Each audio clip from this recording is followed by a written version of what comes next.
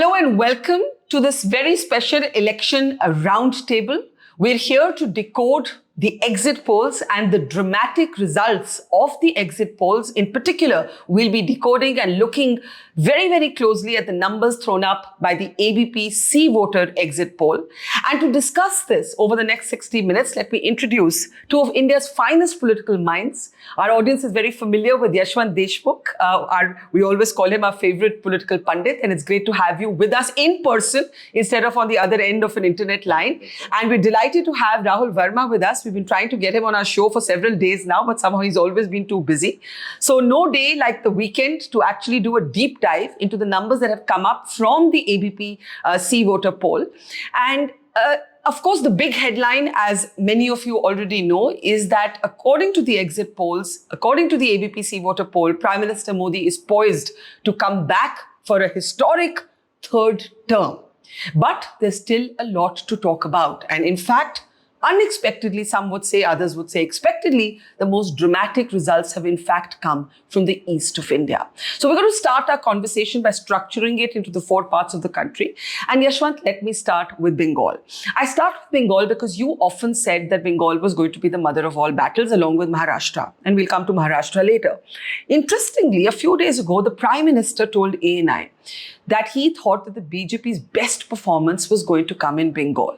Now, let's take a look at the numbers that have been thrown up by the ABP voter poll. It seems to reinforce the Prime Minister's confidence. So let's start with Bengal, because in some ways, if your poll and other polls are correct, then Bengal is the big story of this election. Absolutely. Bengal is definitely the big story. And, in all our trackers, even the pre-poll when we last talked, I was already mentioning, as you said, that it's one state where we are going to see a good contest in all 42 seats. All right. And Bengal was very weird and peculiar in one way that the entry of BJP in Bengal was in the rural Bengal first, and then this election they were trying to get into the urban Bengal, Bhadralok as we call it, and whether they can do it or not, that was the. So they were very delicately poised when our last poll came in, and after that, I think there is a significant movement that has happened due to this controversy of the Bharti scam, that job scam that happened. And that was one issue, I think, which has affected Mamata Banerjee, at least in some of the urban pockets as well. So by and large, what the big change, what I am watching, that in the last 5 years particularly, we have seen that the growth of Bengal, BJP in Bengal, was at the cost of left front and the Congress, largely.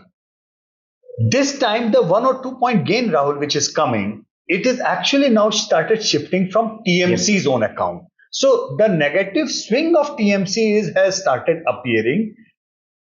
That is a big change. If that happens, that BJP in terms of vote share pulls ahead of the TMC, in terms of seat share it pulls ahead of the TMC, then definitely Bengal is the story of this. Before I bring Rahul in, I must ask you to comment on the Trinamool Congress's response to the exit polls. They say that the polls were all wrong on the assembly elections. Why should we believe these polls? This is their official response. But the thing is that polls were not all wrong. In all our trackers, we continue. I don't know about others, but as far as ABP C voter is concerned and ABP India Today C voter is concerned, we always maintain Mamata is winning and winning hands down.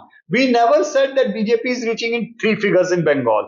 We maintain that BJP is going to come up as the largest opposition party. It will become the principal opposition party, and that is a big gain for the BJP. But that's what we said in assembly elections. Rahul, Arun Jaitley, when he was alive, used to often tell journalists like myself that, the Bengali was always there was a strong cultural Hindu identity in large sections of Bengal. The challenge for the BJP was how to convert a cultural Hindu into political Hindu.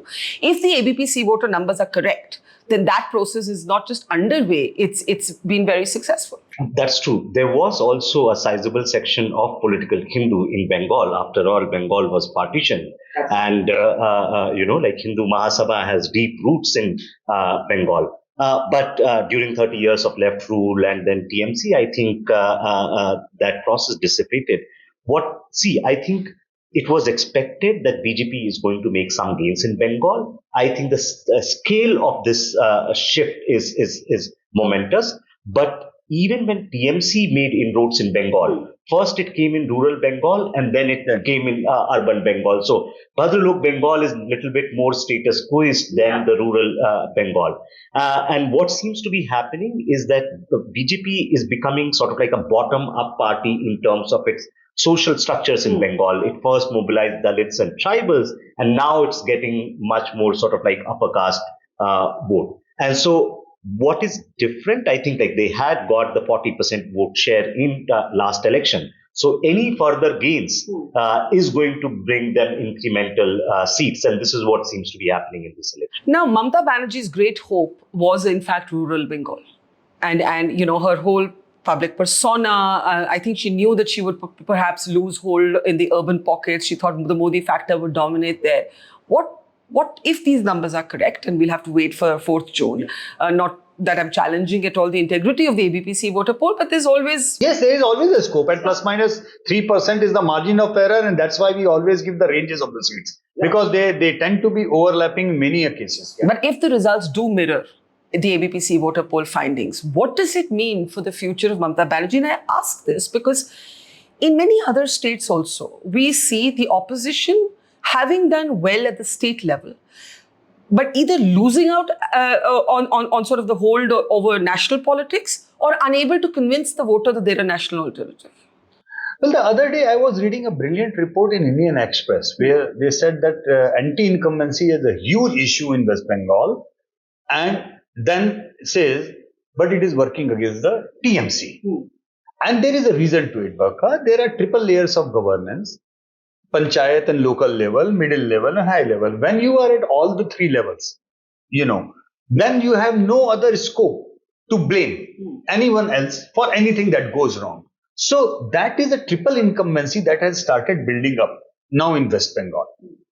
Mamata Banerjee is a very diligent leader, very popular leader. Under no circumstances, I would say that she has become personally unpopular. She remains the most popular leader in West Bengal. Make no mistakes about it.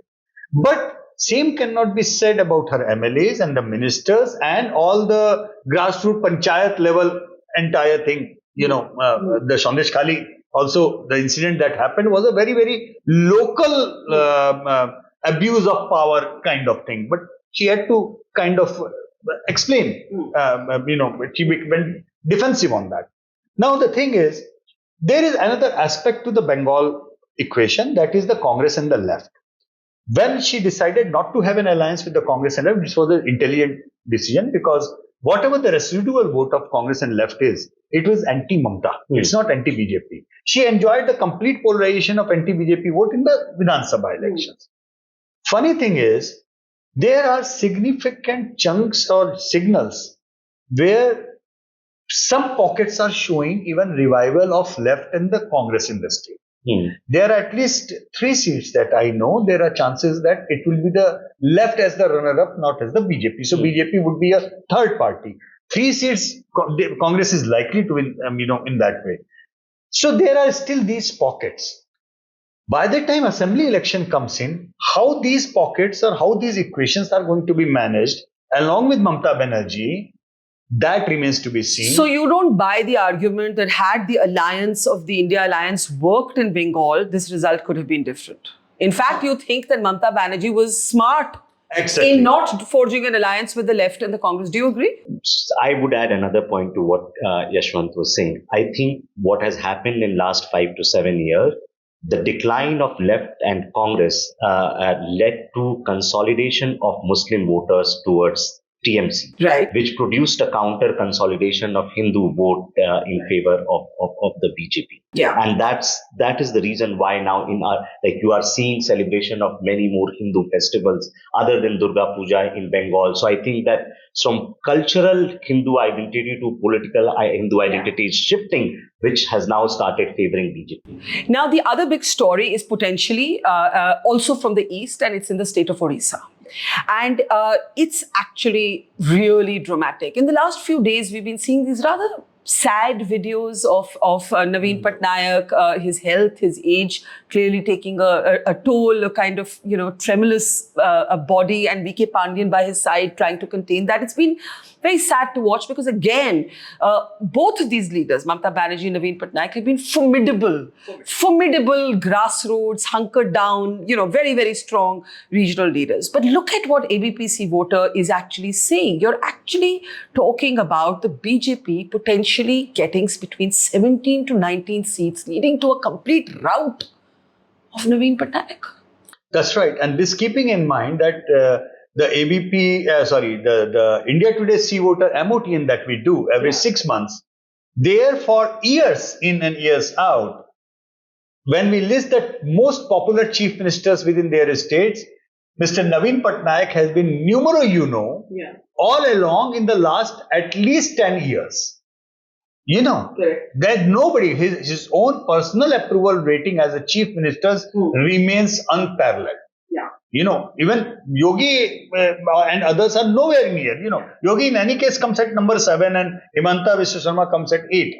Only 2 CM in the top 10 as far as BJP is concerned. So Naveen Babu remains extremely popular. No. The assembly results will also be out on the 4th of June. Yeah. So you are likely to see a split verdict. You won't be able to see what we are predicting for Lok Sabha in Odisha. You're unlikely to see it replicated in the assembly. I still believe that even though the margins will get lower, BJP will make significant gains in the assembly, but it will be Naveen Babu who might just... The conspiracy theory by some pundits is that, we all forget that the BJD and the BJP were supposed to forge an alliance. That alliance didn't work out at the last moment. The whispers in the corridors are that could there be a tactical understanding between the BJP and the BJD? We leave you to do state politics. You leave us to do Lok Sabha politics. You don't agree? That was part of the deal. You believe that? Yes. Okay. That would, if BJP and BJD get into an alliance, had it worked, then the deal would have been that BJP gets maximum share of Lok Sabha seat and BJD gets maximum share of Vidhan Sabha seat. I think some people within the BJP leadership, most likely Home Minister Amit Shah and state leadership, indicated that this is our time to go for kill.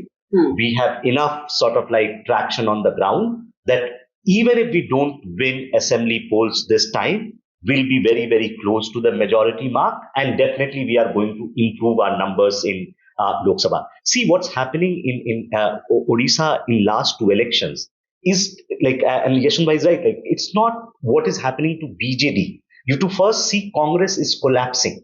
Right? Congress was party number 2, BJP was party number 3 in 2014.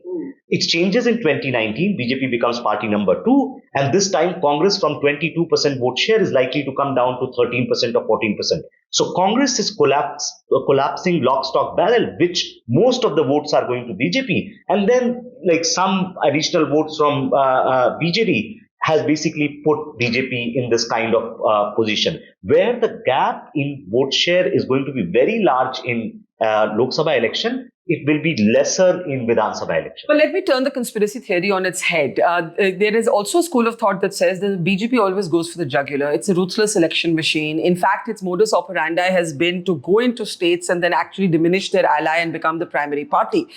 So do you really believe that there's much merit to this tactical understanding with Naveen Babu?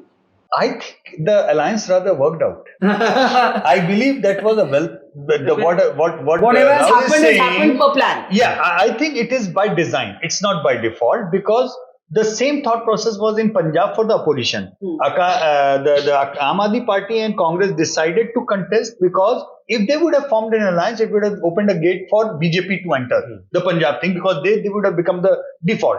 Now BJP is number 3, Punjab, But it is Aam Aadmi Party versus the Congress, both of them contested. They said कि आपस में लड़ो लेकिन seat तो अपनी आएगी ना.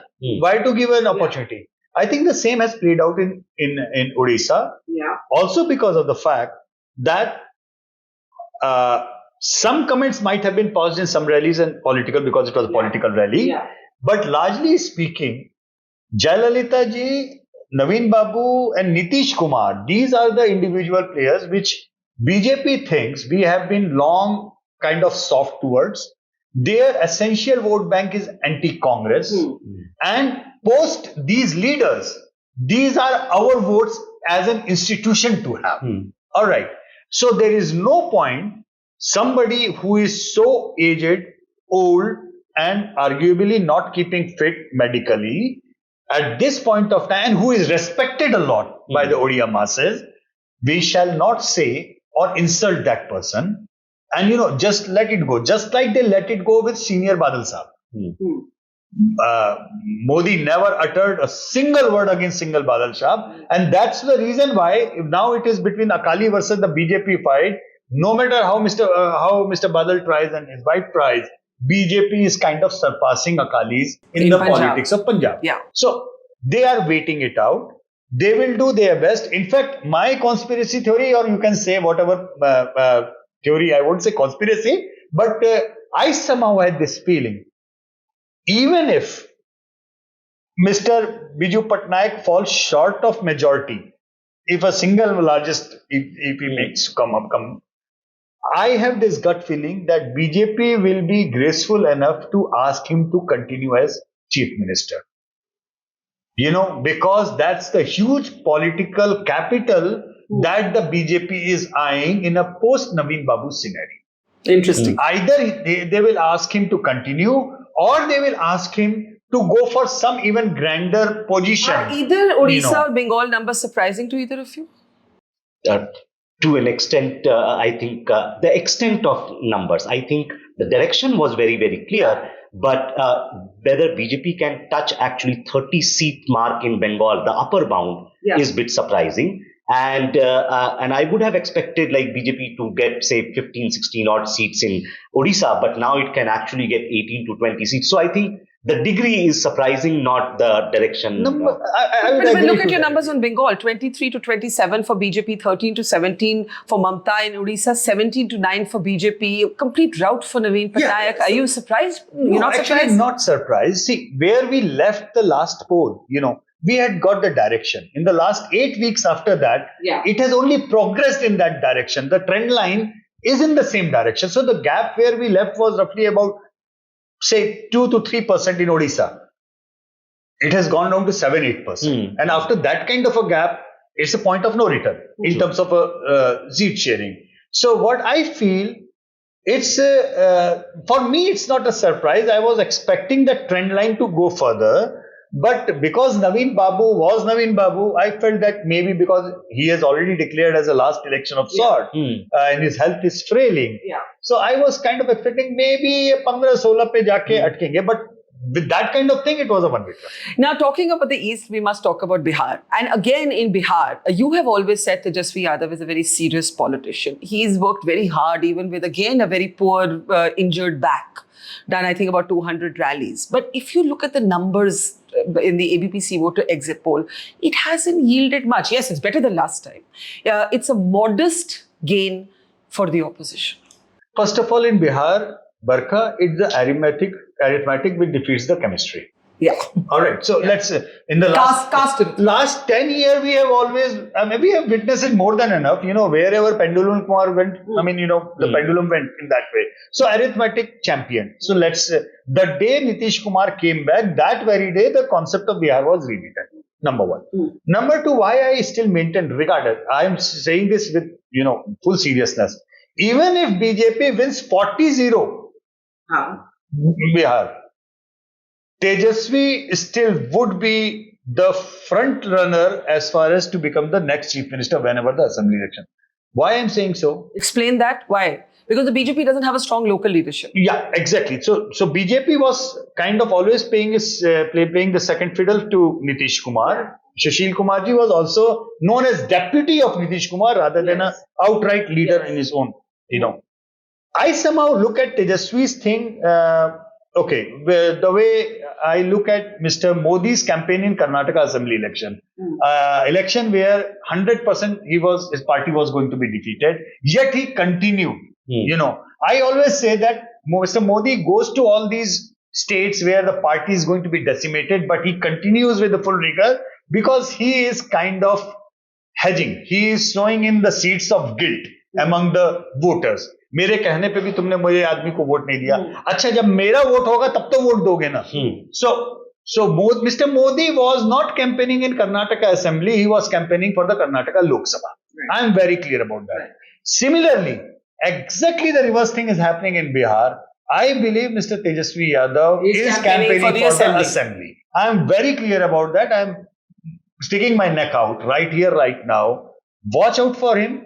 Even if BJP wins 40-0, my bet would be on Tejasvi Yadav becoming the single largest party in Bihar. Which the RJD was even the last time. No, but I am talking about now he is surpassing the previous numbers, and I hope he doesn't commit the mistake of giving 70 seats to Congress again. So one of the things in my travels to Bihar, a lot of people who were voting for the BJP, they were not interested in Nitish Kumar. They actually said things like Nitish Kumar ka ab retire karne ka time aa gaya hai. So that was one thing about Nitish Kumar possibly being a weak link in the NDA alliance. What do you think of that, Rahul? And I'll be interested to know what your data also tells you, Yashwant. So, yes, Nitish Kumar's popularity over the years have declined for multiple reasons, especially sort of like shifting from one party to the other. But you have to also understand Nitish Kumar remains the median of Bihar politics.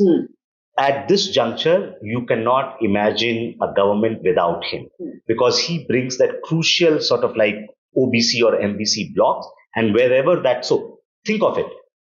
RJD has a very solid Yadav Muslim bloc. So they tried this time to go beyond those caste groups. But that is in the same way that Akhilesh Yadav tried to go beyond Muslim Yadav. So the advantage which Tejasvi has in Bihar is also his disadvantage.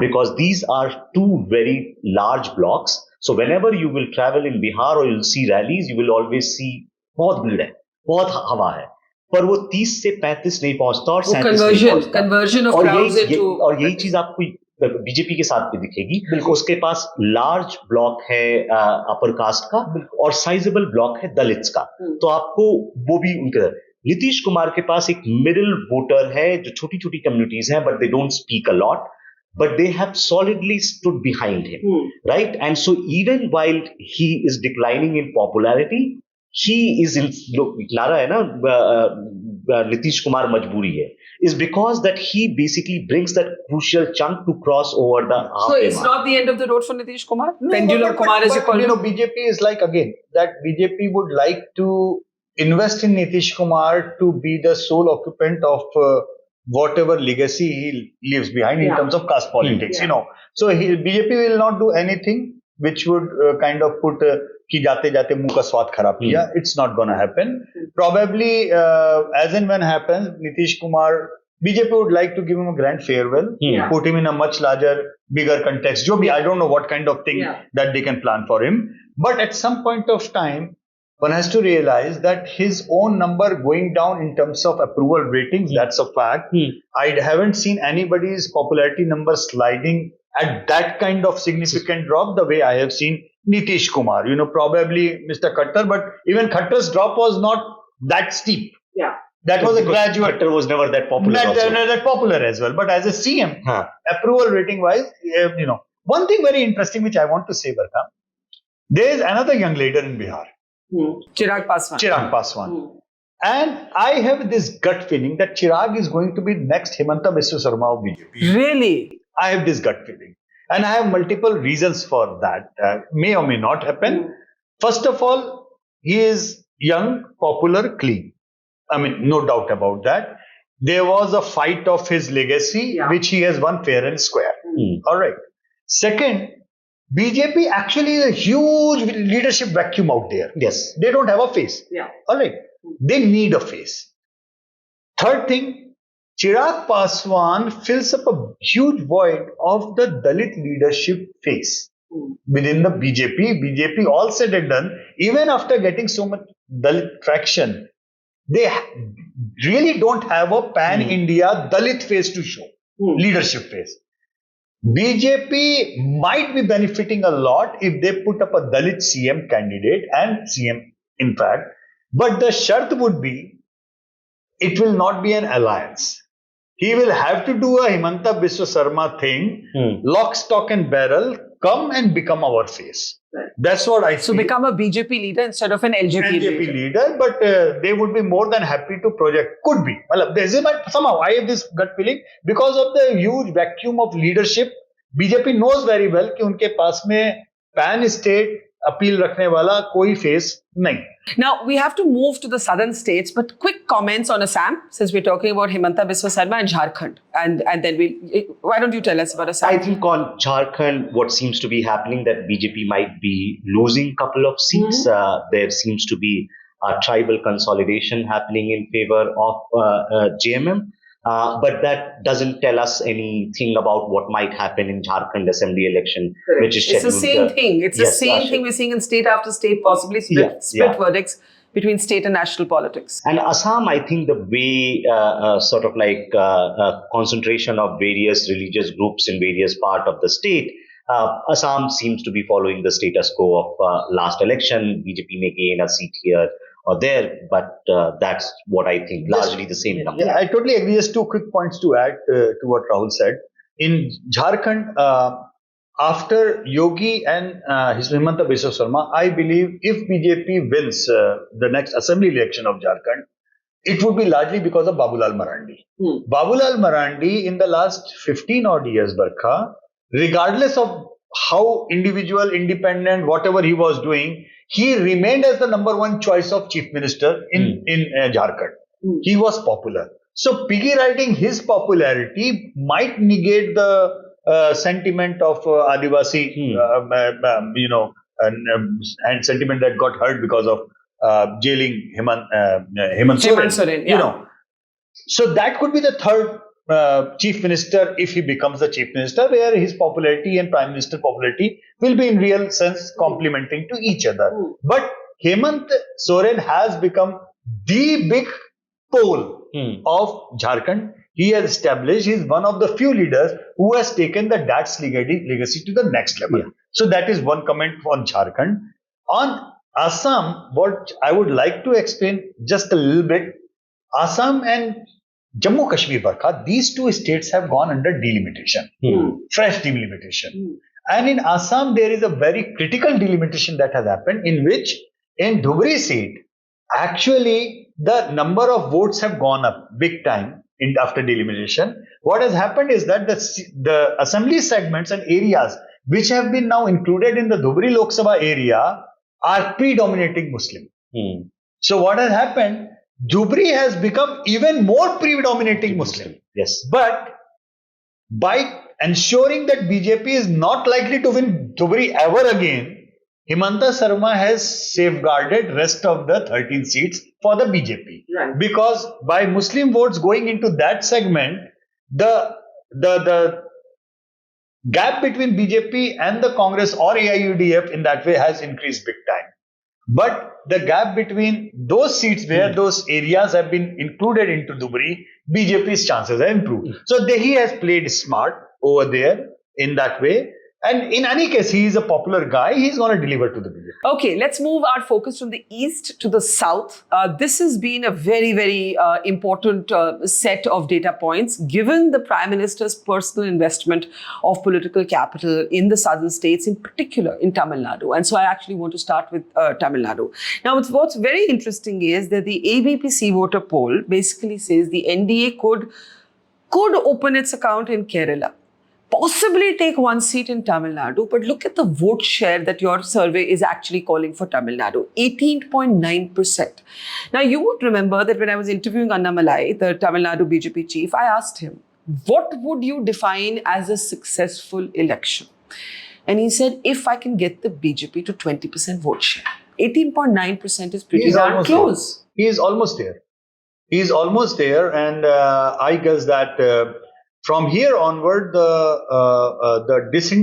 further disintegration of AIADMK might start, because we know for sure Annamalai is very aggressive, very young. He is catching the imagination of the youngsters over there. And by taking a stance which is anti-DMK and anti-AIADMK both, somehow he is likely to even get some traction from the disillusioned DMK supporters at some point of time. So I see very distinctively from here onward BJP and Annamalai becoming more and more aggressive. And by the time that next assembly election happened, I think they will continue on this line and try to become the default opposition in no matter how many seats they win. as a principal challenger to the DMK by the next assembly elections. I mean, if this holds, if the exit polls are mirrored in the actual results, and we look at the other southern states in just a moment, Rahul, but the whole north-south divide, the opposition's belief that there is a north-south divide, that whole theory is blown to smithereens. Not because the BJP is going to do dramatically well in terms of seats, but everywhere, in Telangana, the neck-and-neck battle, the gains for the BJP, the sweep with its allies in Andhra Pradesh, opening new sort of green, Kerala and Tamil Nadu are almost greenfield projects for the BJP. So, ye north-south to khatam hai phir. Bilkul. Think of it like BJP before 2014 was a northwest party. In 2019, they breach eastern walls, get seats in across northeast. And 2024 is an election where they basically consolidate or enter in the Bay of Bengal coastline till Kerala. Now, like whether they'll be open their account in Tamil Nadu or Kerala, that's another matter in terms of seats.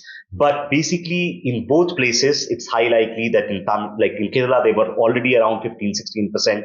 Whether they actually cross that mark and touch 25%, from there on, it would be very different politics in Kerala. Because what would happen? Left front, which is largely based of Hindu vote, and left is going to carry 10 years of anti-incumbency in 2026. And so what you would see rise of BJP further perhaps in Kerala. In Tamil Nadu, I think the reason why Annamalai would have said something like 15, 18, 20% vote is think of Bengal. In 2014, they got 16%. Exactly how they started in Bengal, right? Yes. 16% vote share. Then in next, but Tamil Nadu's story is a bit more complicated. You may see a fragmentation of ADMK by 2026.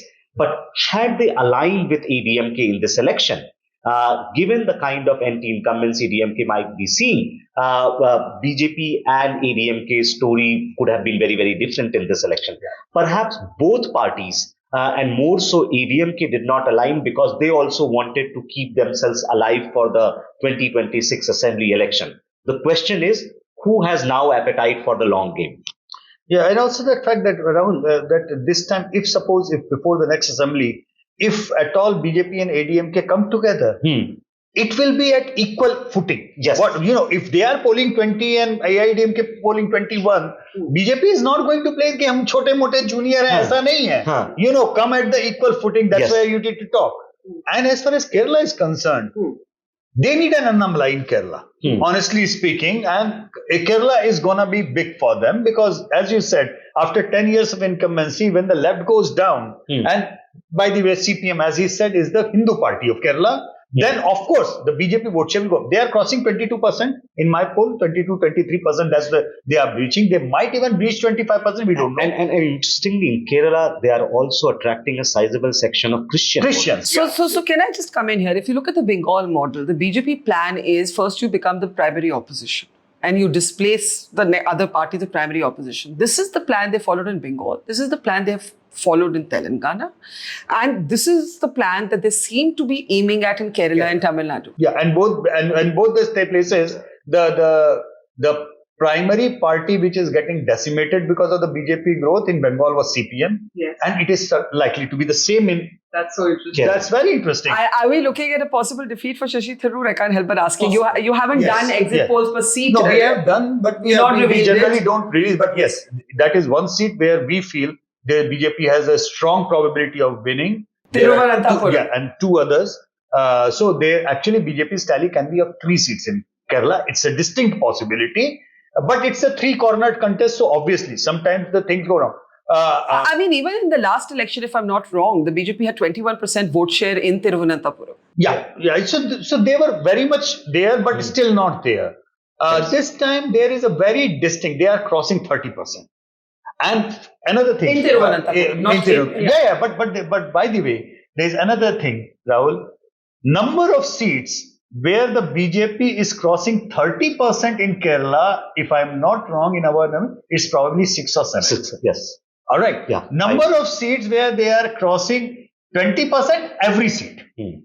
So when you are crossing a threshold of 30%, that is where you are seriously in for the true. This is what happens the way I think the distribution works, that if you are around 16 to 20% vote share, then you have certain strong pockets, but you are not evenly distributed across the state. But once you are touching or crossing the 20% vote share, then your votes are much more evenly distributed across the state. And so from there, additional votes are going to basically very, very helpful in conversion So of seats. would you say that Bengal, Odisha in the east are the big stories, and Kerala, Tamil Nadu are the big stories in the south? I know we have to come to Telangana and Andhra. No, I get your point. But in terms of the impact of that moment, in terms of it being a watershed moment, an inflection point in politics. Many might say on fourth that Barkha, that seat to आई नहीं, आप कह रहे हो बड़ा important है. But the thing is that it's important from the context of what is going to happen in the next 5 and 10 years. Yeah, emerging. One of the BJP leaders on our exit poll show yesterday, he said, "अब हम सच्ची में Bharatiya Janata party हैं." सही बात. Like if they open account in Tamil Nadu, which some polls are suggesting, this would be the first time in history where BJP will have a member of parliament, Lok Sabha, from every state of this country. Really? Yes, because Kerala, they never had an MP. Tamil Nadu, they had earlier, Kanyakumari and Coimbatore, these two are individual pockets, But there were states like Andhra Pradesh. So this time they will have, like if Tamil Nadu opens account and Kerala opens account, every state which sends more than 6 or 7 MPs. That's an extraordinary detail. Let's move to Andhra and Telangana. How ironic that the Congress that birthed जिसके राज में तेलंगाना की पैदाइश हुई, Telangana was birthed, as it were, during the Congress years in the center. It just won handsomely in Telangana in the assembly elections. Yet, ABPC voter predicts a kind of dead heat seat projection, 7 to 9 for both alliances. Yeah. What do you make of Telangana? The BJP had 4 last time. It had more than the Congress last time. But then under Revanth Reddy, the Congress delivered a handsome victory, right? And now we are seeing again that pattern of a split verdict where people respond to the Congress in a different, and even other opposition parties, in a different way for state elections, a different way for national elections. Is it the Modi factor all the way? Yeah, Modi factor is definitely there. But Telangana was one state where BJP has had a very good presence all along. Yeah. In 1998 Lok Sabha election, Barkha, people somehow forget these things. But BJP polled in United Andhra almost 20% votes on its own. 20%. And in the Telangana region, they polled more than 30%. Right. They gave it on a platter to Chandrababu Naidu in 99 because of and Chandrababu Naidu really gave them a pittance in that way because there was no significant assembly or Lok Sabha seat that were. And then they went for because they gave up the separate Telangana thing. BRS were smart. I mean, basically, KCR, he picked up that mandate and then after that. But Yashwant, look at the decimation of the BRS. It's projected to get 0 seats. The thing was, Barkha, the original game plan of BJP was that we will decimate Congress and make Telangana BRS versus the BJP citadel. But they went wrong in pulling down Bandi Sanjay and going soft on BRS. And the moment they went soft on BRS, the entire anti-incumbent vote by default shifted to Congress. So now the game plan is shifted. Now the game plan is BRS should be decimated and let it be a Congress versus BJP. Another Karnataka. And let BRS become what JDS in Karnataka, sometimes playing a fiddle role here, sometimes playing a fiddle role there. But this is where it is going.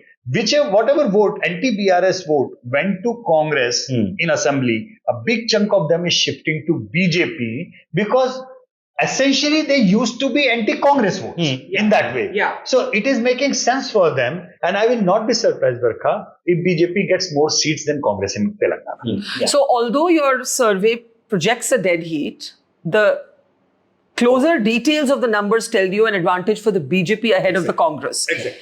Rahul, the possibility, the decimation of the BRS, the 2% vote of the MIM, any thoughts on the Hyderabad seat?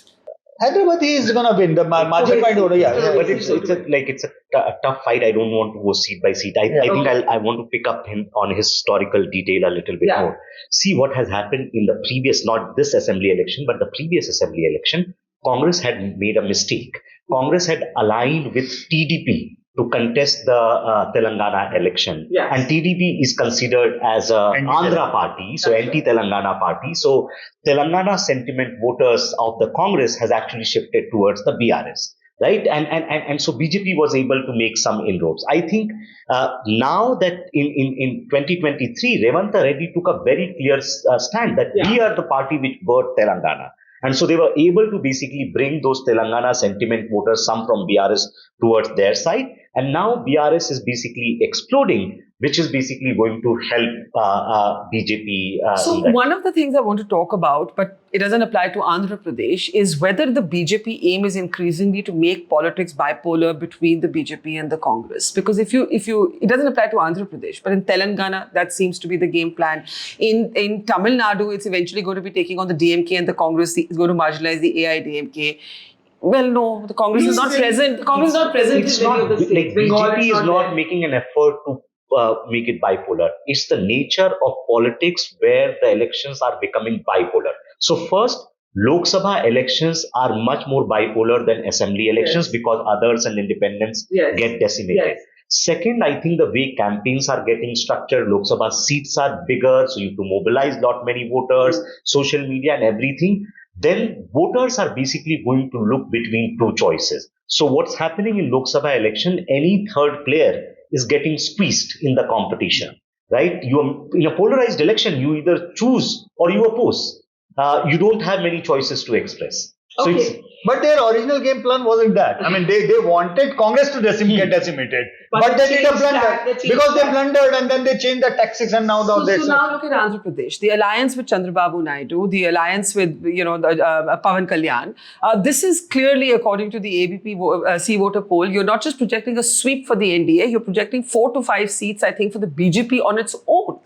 Right. So how do you look at Andhra Pradesh? Well, they just took a piggy ride of TDP, Chandrababu Naidu. I think they just, their own surveys probably told them, or they were reading my surveys. I don't know whatever the truth is. But because a significant chunk of BJP, it was very funny. And it's funny because in one of the shows where after the MOTN thing, a BJP leader, he said to me, आप कह रहे हैं alliance में हम जीत रहे हैं लेकिन मेरा मानना है जगन जीतेगा and I said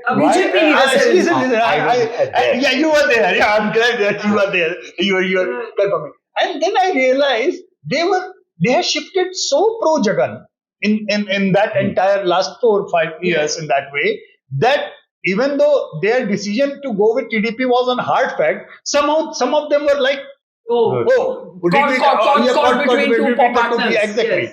But the thing is, it was good that they worked on the data. I mean, I would say, I would like to believe that they took a decision on good feedback. And many people are asking me, यार, कितना बड़ा gap था चंद्रबाबू नायडू के हारने का? And it's not that like that. Because Jagan polled around 48%, Chandrababu polled around 40%, Pawan Kalyan polled 6%. And BJP had 2. So, if you add Pawan Kalyan and BJP to Chandrababu Naidu, you are looking at 50%. Right? And add to that anti-incumbency, which whatever Jagan is facing, that his sister is joined the Congress, whatever 1-2% she is kind of bring down from Jagan's and then arrest of Chandrababu Naidu basically sealed the deal. So I think BJP played very, very smart in Andhra. They took a piggy ride and they got a good deal. I think they were big zero out there, but now they are getting 5, 6. Okay, we end our focus on the southern states. We're talking about Karnataka. And this, Rahul, the opposition really hoped that it would be able to wrest away some seats from the BJP in Karnataka. Once again, we are seeing the pattern of the split verdict. Right? Again, a very handsome victory for the Congress in the assembly elections. Not able to, according to the ABPC voter poll, convert it into something substantial. Some gains, but not really significant. How do you read Karnataka? So first, even when BJP was defeated in assembly elections, they had 40% vote share, meaning they held on their vote share.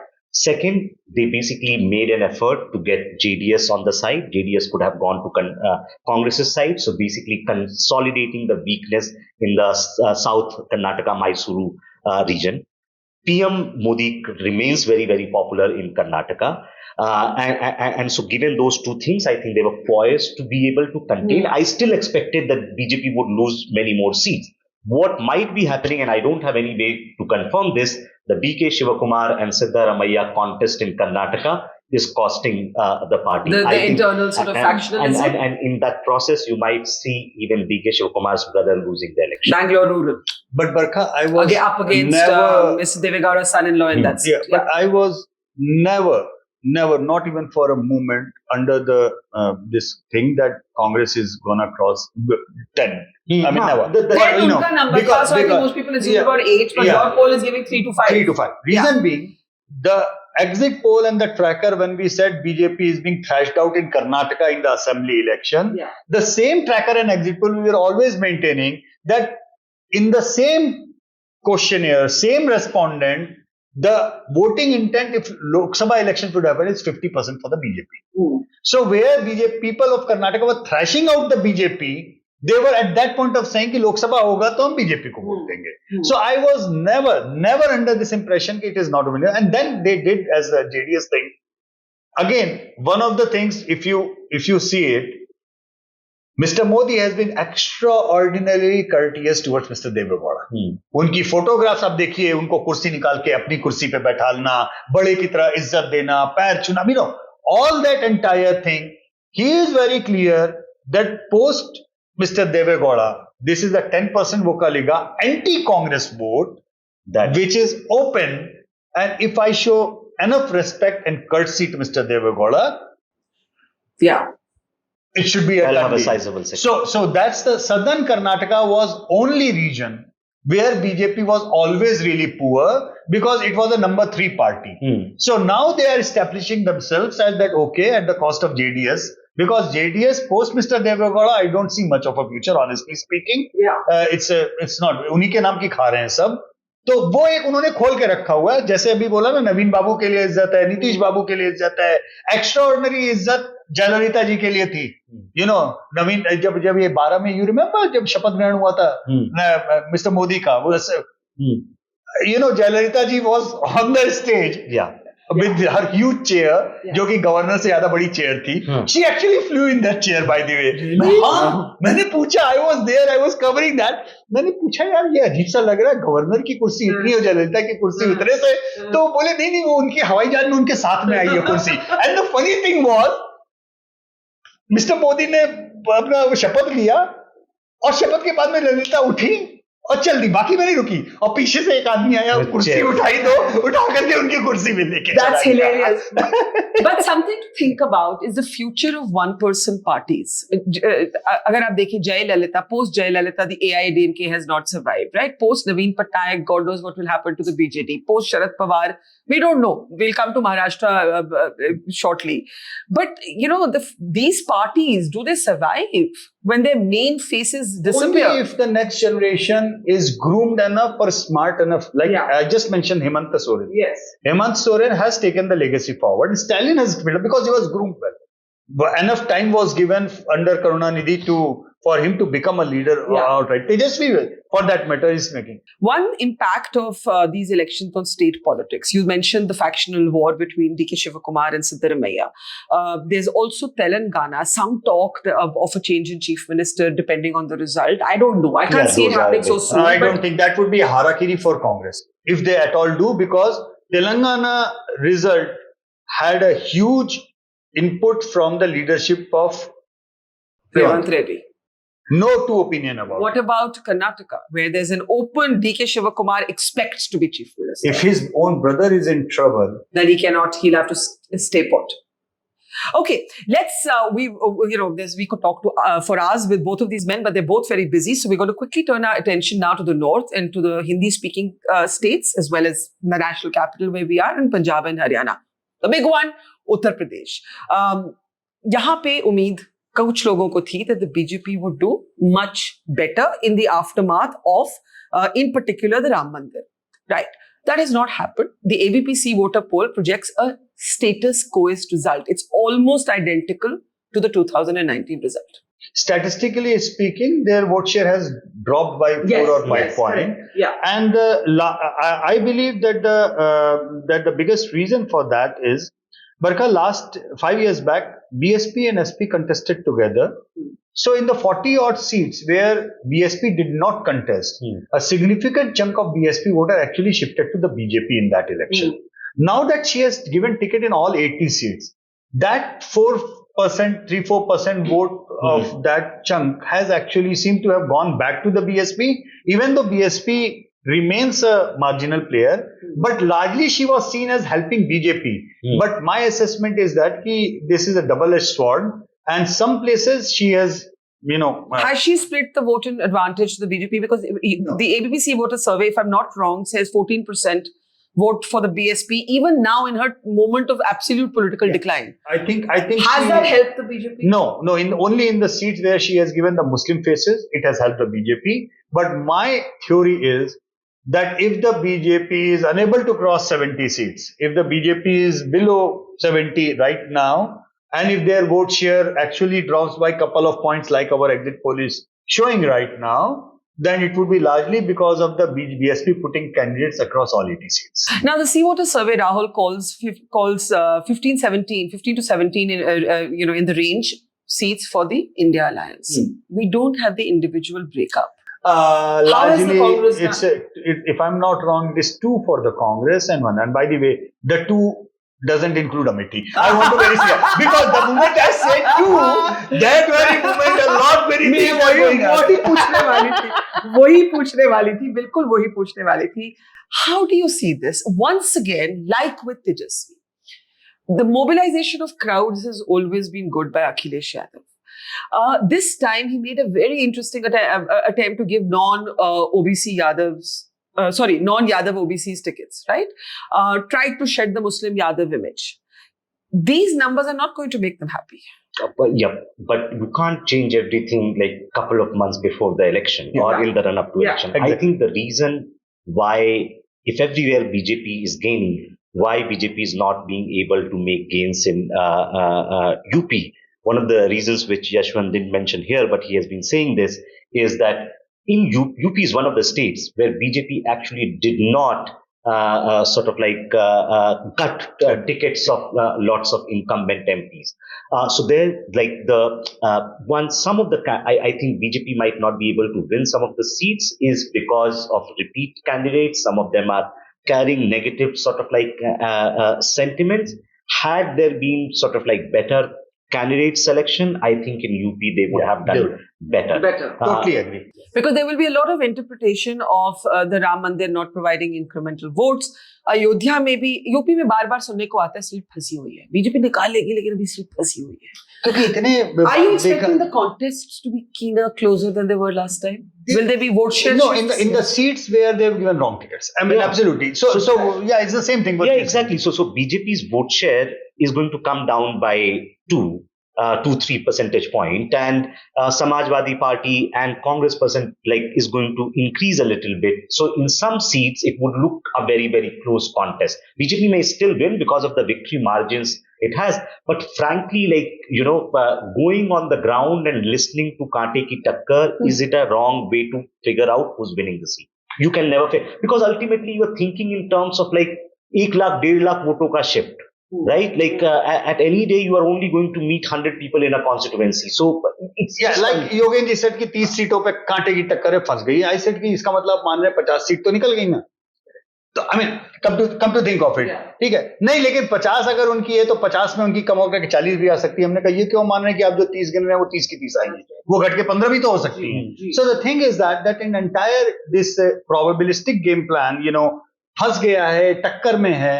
Barkha, only thing is to understand that it looked like a waveless election because there was no Balakot and no people were not on the streets. People were not hysterically emotional. It was a quieter election. But when it's a quieter election, I think what happened that everybody overanalyzed the local equations. Yes. Without realizing that yes, there is a big chunk of local equation candidates being talked about. So was everyone who called this a zero-wave election wrong? Wave तो हमेशा retrospect में ही पता लगती है, Rahul. And wave is, I think, is perhaps it's a job of academics to figure out how to define what is wave, right? Yeah. If you are going to look at, say, if BJP manages to win 325, 330, then between 282 to 303, it was 20-seat addition, but everyone said it was a wave election. Now again, it's going to be a 20-seat addition, but are you going to say it a wave election? And I would say no. I think in our imagination, the way we coin these terms is about where the party was expected to do before election and what the gap is. I think in perhaps 2019 was expected to be around 240, 250 party, and then it reaches 300. Here it was already projected that this party is going to get around 310, 315, 320. And so it's ending up at that mark. It's just during the campaign, everyone made this election more uncertain and exciting. And another thing to add, these जो फंस गई है seats, they were aberrations, Barkha, है ना? I think one of the sentences you said on an earlier program to me was localized. जहाँ localized हुआ वो aberration था, वो norm नहीं था. वो norm नहीं था. और and people got super excited with those aberrations and they started looking at them as a norm. Yeah. And that's where it went wrong. Now, Madhya Pradesh is not much to say except that it's one of the few states where the state and the national politics mirror each other. Absolutely. Same goes with the Chhattisgarh. Same goes with Chhattisgarh. Yeah, so and the BJP domination continues. Let's talk about Delhi, Haryana, Punjab. Start with Delhi, Rahul. The AAP and the Congress were in alliance. The ABPC voter has margins where it's not going to be a complete washout. Delhi is the one state where the polls are not completely fully in convergence. So Rahul, you start with that. I think, it is still possible that we may get a 7-0 in favor of BJP. Agree. And it's also possible that BJP may lose one seat or maximum two. See, I think Congress and AP coming together definitely made the contest keener, but there were two problems to this. One, the margin of victory for BJP in every seat in Delhi was higher than 2 lakh, 2.5 lakh. So it was a big margin to fill. Second, Congress and AP announced candidates very, very close to the election, right? Like Delhi was one of the first states, very early BJP had announced that out of 7, 6 MPs are not getting renominated. So they had given their candidates more in time than say Congress or AAP candidates got. And third, I think when you are candidates announced that late, AP and Congress both don't like each other in a way. Like AP voters think if Congress rises, it will take our base, and Congress thinking that AP became. I think it had very little chance to begin with. And so even if they managed to get 1 or 2 seats, I would say it's big performance. The highlight from Delhi for my data, Barkha, is that I believe that in 14 and 19, both times, the people of Delhi actually against the BJP voted Congress as number 2 party. Okay. And data this time has again kind of underlined the contest is there only on the seats where Congress candidate is there. So that means people look Congress as the national alternative, not as an Aam Aadmi party. So I think Aam Aadmi party's branding as such is now struck with as a localized thing. Clearly Kejriwal's jail term has not yielded electoral results. Not to the Aam Aadmi party for sure, of course, because the seats where Aam Aadmi party candidates are there, barring East Delhi, the margins are huge. Because the sympathy factor that was expected doesn't seem to have worked out. It doesn't seem to have worked out, but it doesn't mean that Kejriwal as a chief minister is not popular. Yes. It doesn't mean that when assembly elections happen, he is not going to win. So we're back to split politics. Yeah, split. We're back to split politics. But let's look at Punjab. When we talk about AAP, we also have to look at Punjab. There's an AAP chief minister. But the ABPC voter poll, it's quite a fragmented picture for Punjab, right? Between the Congress, the AAP and the BJP. The Akalis... but the Akalis vote share, but doesn't seem to be converting much into become, honestly speaking, Punjab has become the most difficult state to project. Why? Because it is genuinely 4-cornered and on 2 seats it is a 5-cornered. Yeah. All right. Yeah. So when 4-cornered contest means anybody who is polling more 25% can win the seat, or at least a serious contest to win the seats. And in 5-cornered, the bar gets to 20%. Right. So everywhere, in most of the seats, these 4 parties, largely at least 3 of them, are between 25 to 30% kind of thing. So the contest is wide open. However, Congress is having an upper hand, no doubt about that. Which is quite interesting given the complete sort of factionalism within the Congress party, losing leaders.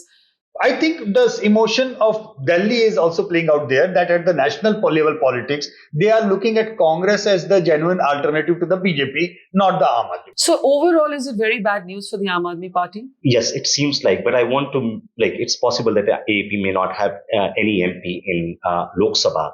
and BJP has played a calculated game in terms of downsizing AP. But more than that, I'm genuinely concerned about Punjab politics. The reason is that in the post insurgency era, in the 90s and 2000s, there was some stability. You can say there was corruption and other things, but it was a Congress a coalition, Congress on one side, BJP, SAB coalition on other side. It had become stable. I think what has happened between 2015 and 2024, in these 9 or 10 years, there is so much of things going on in Punjab politics that it will take some time to settle from this churn. What would happen, I don't know, but it has shown all kinds of tendencies, and perhaps like those tendencies, like BJP or Prime Minister Modi or his team at the top was definitely aware of it when they took a back seat on Farms Bill.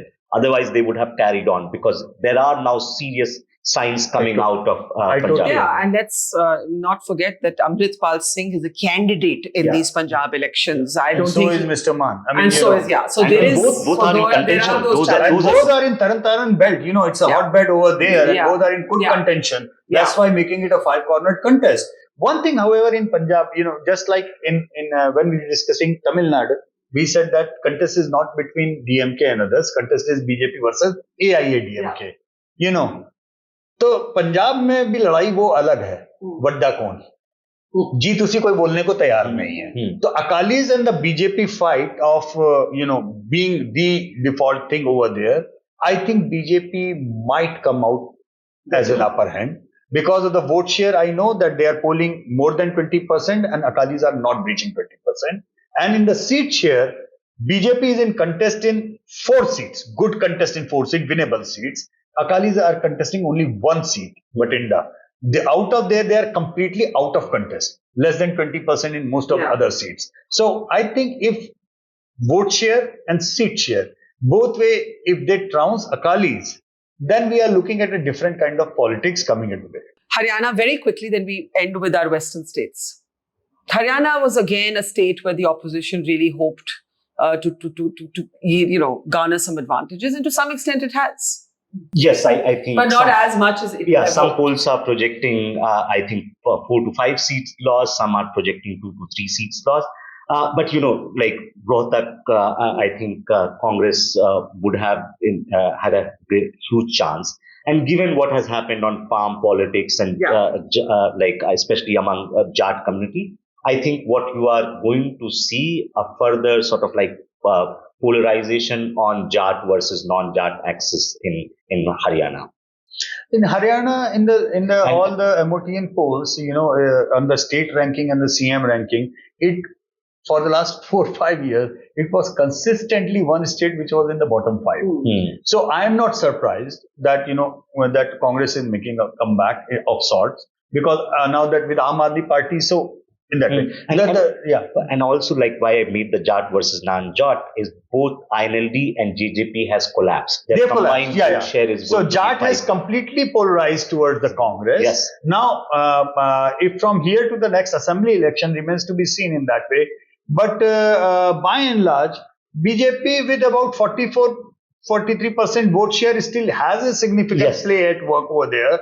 But with the incumbencies and everything, Congress has to tone down a bit their Jat identity of sort and take a bit more broad base to carry along the anti-incumbency vote. So let's end with Maharashtra, Gujarat and Rajasthan.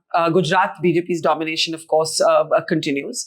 Maharashtra, it was the second state that you had described as the mother of all battles, and your survey, the ABPC Water Survey, predicts a neck-and-neck sort of dead heat projection, where, of course, the opposition is going to gain advantage. The BJP's allies are the ones that seem to be feeling the heat in Maharashtra. Well, that's precisely what our pre-poll trackers were also saying, and nothing has changed over there. It has only become more competitive. Our last poll was giving, if I'm not wrong, 26 to the NDA and 22. And now it seems like 24 each in that way. In different pockets, what has happened is that between the Chacha Bhatija ki ladai, Ajit Pawar is getting decimated. Between Shinde and Uddhav, wherever the direct contest, there is an advantage Uddhav Thackeray. And then there is a big number of Congress versus the BJP seats. There is where the BJP has an advantage. So broadly speaking, there are, in these three major fights, there are three winners: BJP, Uddhav Thackeray, and Sharad Pawar. And three losers: the Congress, the Shinde, and so let me ask a Ajit mischievous question: could there be a realignment again? Absolutely. That's I am open to that. I feel like that whatever is happening right now in Maharashtra is unnatural by in that because case. So many BJP voters I met in Maharashtra were Modi voters who felt sorry for Uddhav Thackeray and also said, "ये split हुआ क्यों? ये अलग हुए क्यों? इस सब की जरूरत क्या थी?" And we could see Sharad Pawar has always been too much of a master player, so we have no idea what card he's going to play. But should we be shocked if Uddhav Thackeray and Aditya Thackeray return to the BJP fold? Would you be shocked? No, I will not be. Rahul? First point, I think, with all due respect to Sharad Pawar, I don't think he has many cards to play on these games. Think of a politician who in 90s could have become a prime minister, in 2000s could have become a chief minister of Maharashtra anytime he wanted. He was chief minister in 1978. In 2020s, he has to go to every sort of descendant to make sure that his own seat of Baramati is safe. So let's not you can only play cards with strength. When your own party is getting divided, then you don't have any cards. So you're saying the whole sort of Sharad Pawar cleverness is overstated? This is overblown. What is cleverness when you're Uddhav Thackeray, can he come back? I think from Ghar Vapsi for Uddhav Thackeray. Politics make all things open, but think from BJP's perspective. Once Uddhav Thackeray decided to form MVA, and go with them to become the chief minister, if that alliance had remained as it was, BJP would not have got even 20-22 seats, which it seems can get, right? Okay. So the options for them were limited. Options was to basically break Shiv Sena. Once they thought even breaking Shiv Sena is not going to help, go for breaking. Of course, things that you do also has counter things. Now, by breaking, you broke the social arithmetic or the coalition, but you also created a problem for yourself, which is the narrative, right? Yeah. Right. So you play cards, but you have to be ready for the cost of that card. Exactly. I think what might happen is, yes, realignment is possible. It also depends on what is going to happen in how assembly elections and Mumbai municipal council elections are going to take place. The game is, if BJP somehow manages to wrestle Mumbai municipal corporation, then the politics is going to be different. Yeah, it's less about arithmetic and more about chemistry. It's a question. It's like somehow two insolubles have been put in a beaker, in both two different beakers, and we can see the two layers. They have been shaken like that, and then after some time you see they are again like two layers out there. So it's a chemistry gone wrong. Honestly speaking, it's not about arithmetic. And I will not be surprised if you see a churn there. Let's end with Rajasthan and then the big picture in conclusion. Rajasthan, the BJP, I know you're getting late, just 5 more minutes.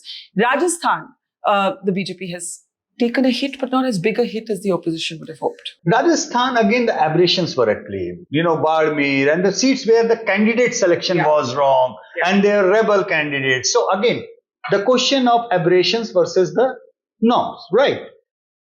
A state where BJP has won the assembly election without Vasundhara Raje at play, only on the strength of Narendra Modi. Do you think she could have sabotaged? No, I'm asking you, Barkha, 6 महीने में नरेंद्र मोदी ने ऐसा क्या पाप किया है कि राजस्थान के लोग हेट करने लगेंगे उसको? It's like that. I mean, did he do something so wrong that Rajasthanis would start hating him? So you think that the knock is because of poor ticket distribution? Poor ticket, and then again the knock is because of the few seats which were at play and people saying, "Arey, sab badal gaya, sab badal gaya, sab badal gaya." It's not happening that way. Okay, let's look now at the big picture. The ABP voter exit poll projects 353 to 383 for the NDA and 152 to 182 for India Bloc. When you break this down party-wise, your survey projects a gain of 22 seats for the Congress, potentially, and potentially a gain of about 12 to 15 seats for the BJP. I think 12 seats. Now, explain a little bit of divergence that has come when we look at the other exit polls. There are two polls, Access My India and Chanakya, that project a 400 par, which was the Prime Minister's call for the NDA. Do you at this point believe that is still possible, or do you stick to the findings of your own poll? I will always stick to, first of all, my own finding. There is no, but I will always also maintain that, when 400 par ka nara came in, I said that not impossible, but improbable. I will still maintain that. Crossing 400 is a bit improbable at this point of time, whatever data I have. But whatever the numbers, they both accounts, BJP's own account or NDA account, they are crossing the previous status. And they are crossing the last vote share. Both ways. BJP is crossing their last vote share. They are polling around 39%. NDA is polling 45% plus. Both ways, they are crossing the last vote share. If the Congress has improved by 22 seats per the sea voters poll, Rahul, in the opposition, other than Mamata Banerjee, who has done badly then? Across the bay of, are you thinking in terms of just the India alliance? India alliance. Because one of the things I haven't understood, and maybe I'm asking a foolish question here, the BJP is projected to improve. The Congress is projected to improve. So clearly it's the non-BJP, non-Congress parties. So Congress improvement, think of it. Improve modestly from 54 to about 74. So some improvement is happening in Haryana, Rajasthan, right? And Karnataka. Small. This is coming at the cost of BJP. Then they might improve their numbers in Telangana, which is going to come at the cost of BRS.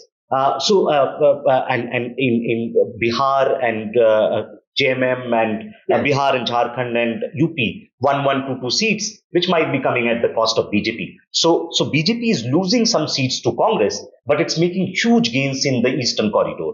So I want to end with one quoting Rahul Gandhi to you and asking both of you, what is the future of the Congress and what kind of brand Modi do we expect to unfold in the third term? The third term is not in doubt. Do the margins matter? Where the BJP settles eventually. Rahul Gandhi, Yashwant, this is for you, has called these exit polls Modi media ke poll, Prime Minister's fantasy poll. Let me in fact read out to you exactly what he said. He said, this is not an exit poll. It is a Modi media poll. It is his fantasy poll. And then, when questioned about the number of seats the India alliance would secure, Gandhi cryptically referred to Sidhu Moosewala's song 295, hinting at the alliance's potential tally. This is the number that was disclosed by Mallikarjun Kharge yesterday. So now Mr. Moosewala is also in the mix. He's saying if Modi media ke poll hai bhai. Karnataka में जब हम बोल रहे थे कि Congress SVEEP कर रही है तो कौन सा मोदी मीडिया का पोल था? जब हम तेलंगाना में बोल रहे थे कि कांग्रेस की सरकार बन रही है तो कौन सा मीडिया पोल था? I can keep on counting from West Bengal tracker to Tamil Nadu tracker to Kerala tracker to Telangana, Karnataka, even add in the mix of Punjab and Delhi and Himachal. When in the last 10 years, can Mr. Rahul Gandhi pick up one single state in the last 10 years where our polls said Congress is losing and Congress is won, or where we have said Congress is not winning and Congress did not win. So, ये हलवा गप और कड़वा थू नहीं चलता है. But are you apprehensive that we might look at election denialism on the day of the counting if the results mirror broadly the exit polls? Yes, it's possible. I hope it doesn't happen. It doesn't happen. It's never happened in the history of India. We are we've always had murmurs and whispers, but if, say, a party president or opposition leaders come out and give a open statement to the media, then it would be in a very different taste and manner. So I hope it doesn't happen. And especially unless you have evidence. Right? Like if you say that there was voter suppression happening or EVM things were distorted, then you need to have documented that evidence and should have presented during the course of the election. Right? Once the game is over and you lost, you can't say rules were basically changed midway. Ex post facto. Yes. In the lead nahi keh sakte hum jeet rahe hain and then suddenly. Exactly. I think that would be very unfortunate if they go that way. That would be insulting, first of all, insulting the mandate. That would be also insulting the millions and millions of voters who have voted for the opposition candidates, in the states where opposition is sweeping. That's right. And it will be self-defeating, Barkha, because within the next 5 months, we have got 4 huge assembly round elections coming up. Jammu, Kashmir, Haryana, Jharkhand, and Maharashtra. At least 3 out of the 4, The opposition has a good Congress chance. have a good chance of winning. So if you will discredit the mandate right now, how you are going to respect the mandate later on? So I think that would be very, very huge disappointment if they at all go into the election denial mode. Let's end with the fact that in the battle of Prashant Kishore versus Yogendra Yadav, Prashant Kishore will have an I told you so moment, except that he also said brand Modi is in decline. He said Modi will be back, but the brand is in decline. If these numbers hold, the brand is not in decline. No, it could still be in decline. Right? See, the problem is that, and I'm being trained by Yogenji, and I really like Prashant Kishore. Think of it. Winner, when it wins, doesn't mean they got everything right. The winner doesn't take all. Right?